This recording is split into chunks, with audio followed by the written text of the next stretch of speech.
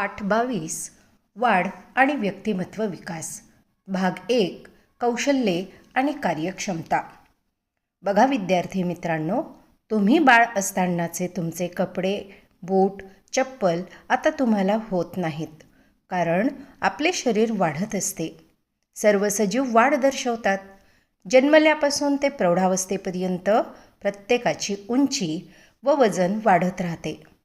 18 वर्षाचे होईपर्यंत मुले आणि मुली वाढत असतात.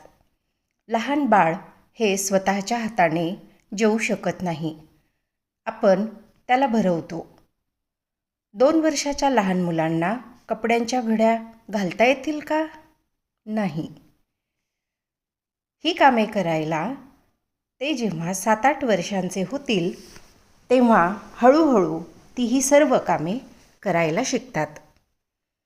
तुम्हाला देखील दोरीवरच्या उड्या मारणे, निबंध लिहिणे, केस विंचरणे, चहा करणे, गाणे, कविता पाठ करणे, पोहणे, गोष्ट सांगणे, सायकल चालवणे, भाषण देणे, पैसे मोजणे, घर आवरणे, पत्र लिहिणे, मैदानी खेळ खेळणे, झाडावर चढणे इत्यादी गोष्टींपैकी काही गोष्टी येतात, तर अजून काही गोष्टी तुमच्या शिकायच्या बाकी आहेत.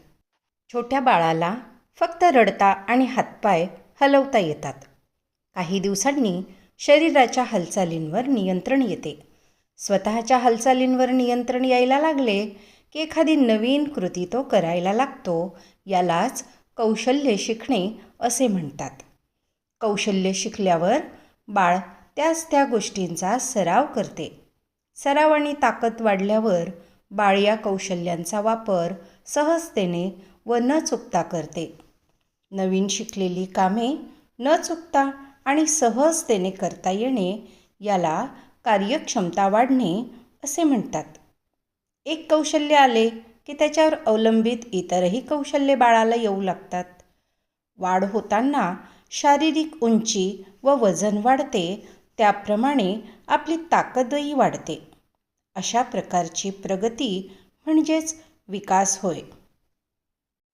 पाळीव प्राण्यांच्या आणि जंगली जनावरांच्या पिलांची वाढ प्रौढावस्था येईपर्यंत होते. सर्व प्राण्यांची पिले स्वतःच्या आईकडून कौशल्ये शिकतात. आपले अन्न मिळवणे, ऊन, पावसापासून आणि शत्रूपासून स्वतःचे रक्षण करणे ही कौशल्ये पिलात आली की ती आईला सोडून स्वतंत्र जीवन जगू लागतात. प्राण्यांची कौशल्ये मर्यादित असतात. त्या मानाने आपल्याला बरेच काही शिकावे लागते. काही कौशल्ये आपोआप वयाप्रमाणे आपल्यामध्ये येतात, तर काही कौशल्ये आपल्याला आपले आई-वडील, आपले शिक्षक किंवा मोठी माणसे यांच्याकडून आपण ती शिकत असतो.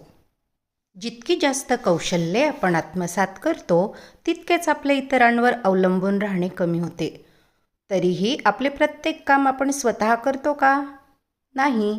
उदाहरणार्थ, प्रत्येक व्यक्ती स्वतःचे कपडे शिवू शकत नाही किंवा स्वतः आपण शेती करू शकत नाही, परंतु स्वतःची कामे पूर्ण होतील याची जबाबदारी स्वतः घ्यायला शिकले पाहिजे.